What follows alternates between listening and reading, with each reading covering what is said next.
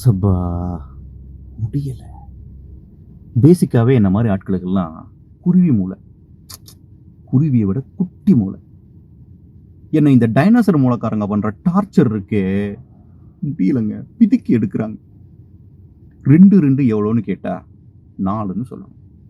தெரியலையா? தெரியலன்னு சொல்லணும். அதை விட்டுட்டு ஏய் யாரை பார்த்து என்ன கேள்வி கேட்குற நீ? முதல்ல எந்த ஸ்கூல்ல படிச்ச? நீ படிச்சதெல்லாம் ஒரு ஸ்கூலா? 2வது எப்படி சொல்லு பார்க்கலாம். 8வது எப்படி தெரியுமா உனக்கு?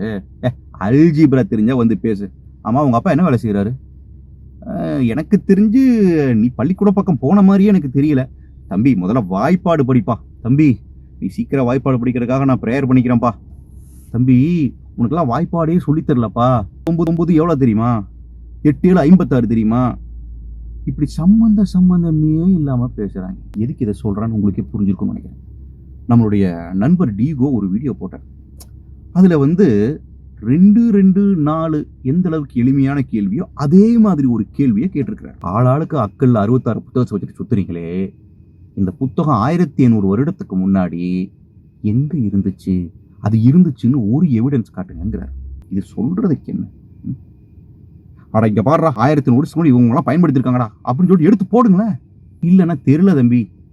அது எதுக்கு தம்பி இருக்கணும்?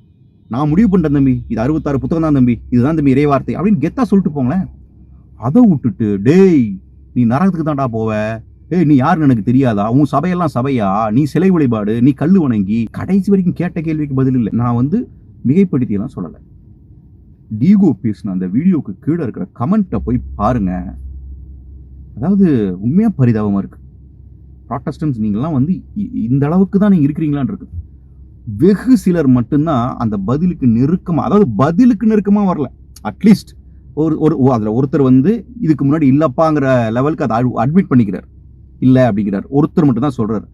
மற்ற ஒருத்தர் வந்து இல்ல இது வந்து ஆரிஜின் எங்க இருந்து வந்துச்சு அப்படிங்கிற ஹிஸ்டரி எல்லாம் சொல்றாரு. அவரும் ப்ரிசைஸா பதில் சொல்லல.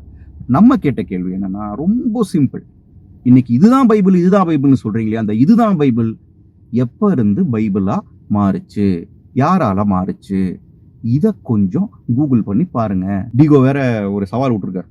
யாராவது நீங்க ஆதாரத்தை எடுத்து காட்டிட்டீங்கன்னா அங்கே சேனல் க்ளோஸ் பண்ணிடுறோன்னு. முதல்ல எனக்கே கொஞ்சம் பக்குன்னு தான் இருந்துச்சு. கடைசியில் இந்த கமெண்ட் எல்லாம் பார்த்ததுக்கப்புறம் இப்போ மட்டும் இல்லை, இயேசுனுடைய 2ஆம் வருகை வரைக்கும் இதுக்கு பதில் வராதுன்னு எனக்கு தெளிவாக தெரிஞ்சிருச்சு. நானும் ஒரு சவால் விடுறேன்.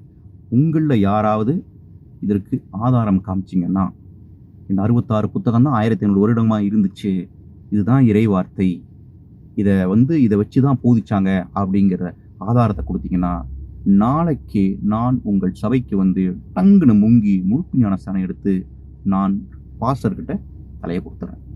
போதுமா? 3 வருஷமா இதுதான் கத்தோலிக்கம், அதுதான் கத்தோலிக்கம் தான் உண்மைன்னு நான் உங்க பாட்டுக்கு கூன்னு கூவிட்டு இருக்கிறதெல்லாம் விட்டுட்டு உங்க சபைக்கு வந்து உங்க பாஸ்டர் முன்னாடி மண்டிட்டு தலையை கொடுக்கறதுக்கு ரெடியா இருக்கிறோம்.